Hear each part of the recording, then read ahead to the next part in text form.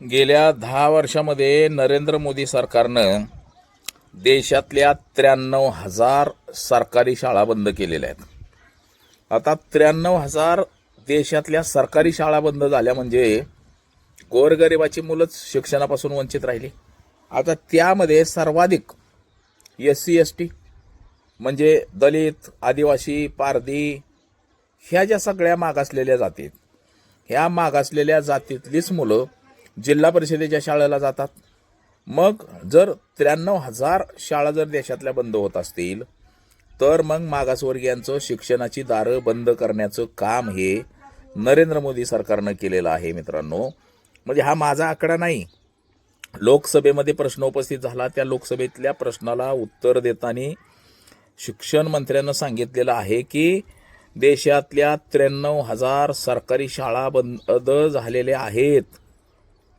म्हणजे याचा अर्थ देश हा आपला प्रगतीपथावरती नाही.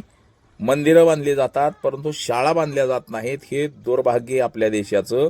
आणि असे राजकारणी आपण सत्तेवरती निवडून दिलेले आहेत मित्रांनो.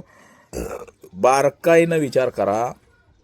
SC STच्या मुलांना जर शिक्षण मिळणार नसेल, आपण खाजगी शाळेमध्ये लाख 2-2 लाख रुपये डोनेशन भरून मुलांना शिक्षण घेऊ शकत नाही.